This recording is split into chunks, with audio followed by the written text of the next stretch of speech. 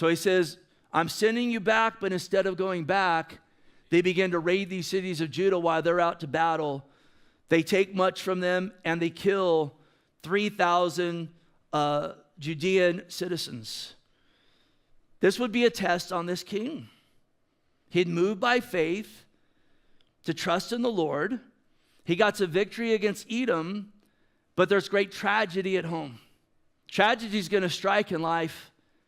Just like sicknesses may come, tragedies come. Boy, if you got saved and the pastor said, now that you come from Christ, you'll never get sick. There'll never be a tragedy. You'll never have a trial. They lied to you. Tragedy is going to come. And listen, it's in trial and tragedy oftentimes when we can see the measure of our faith. Will it produce a deeper walk, or will it expose us as having a weak or a non-existent faith? James 1:2, my brethren, count it all joy when you fall into various trials, knowing the testing of your faith produces patience. But let patience have its perfect work, that you may be perfect, complete, lacking nothing. So in other words, a trial comes and God says, I'm going to use this for your good. I'm going to use it to grow you. And yet we read on the opposite end of this, Matthew 13:20, Jesus says, but he received the seed on a stony place. This is he who hears the word and immediately receives it with joy. I love this. He says, yet he has no root in himself, but endures only for a while. For when tribulation or persecution arises because of the word, immediately he stumbles. And so there's a great test before this king. He's trusted in God. God's given the victory on the battlefield, but then he gets word, these Israelites have killed 3,000 Judeans. So what will he do? Will he draw closer to God? We say, Lord, we need you all the more. You've given us battle out here. Now we got to go back and we got to deal with these Israelites. I'm going to trust in you, God. I believe in you. I know we need you. I know Messiah is coming through you. But notice 2 Chronicles 25:14. Now it was so after Amaziah came from the slaughter of the Edomites that he brought the gods of the people of Seir, set them up to be his gods, bowed down before them, and burnt incense to them. Instead of continuing with the Lord, and again, the order of events is implied here, that he had word of the 3,000 deaths, and his heart turned from the Lord. It wasn't loyal to the Lord, and it's implied here he blamed God. God, this is your fault. We trusted in you. We went out. Yeah, you gave us victory here, but there's tragedy over here. I blame you. I won't follow you anymore. I'm going to follow these gods that, again, of the Edomites who we just defeated. And so many fall into this trap.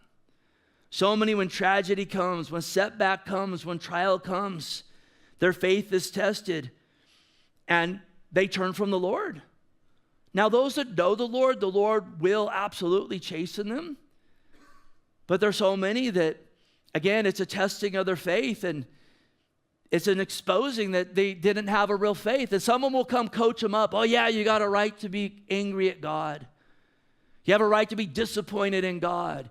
You have a right to shake your fist at God. God owes you, oh man. You don't even need Jesus. When you stand before God in glory, God's going to be ashamed because of what he allowed to happen. And surely you're getting a free pass into heaven, and you'll get to go to that place where there's no rules up there because God's done you wrong. Happens all the time. The book of Habakkuk, it's a barren time. And the prophet writes in Habakkuk 3:17, though the fig may not blossom, nor fruit be on the vines, though the labor of the olive may fail, and the fields yield no food, though the flock may be cut off from the fold, and there be no herd in the stall. So in other words, it's all falling apart. But listen when he says, yet I will rejoice in the Lord. I will joy in the God of my salvation. So come what may. If it's all stripped, I'll worship God. It's the heart of Job when all his children, they've lost their lives.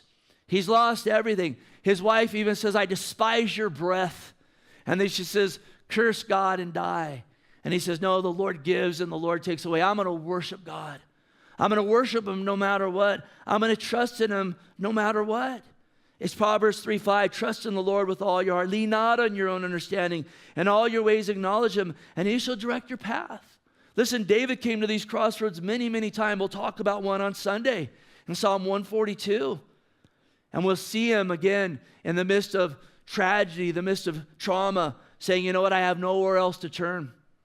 I'm going to draw near to God. And time again, God would go before him, and he does.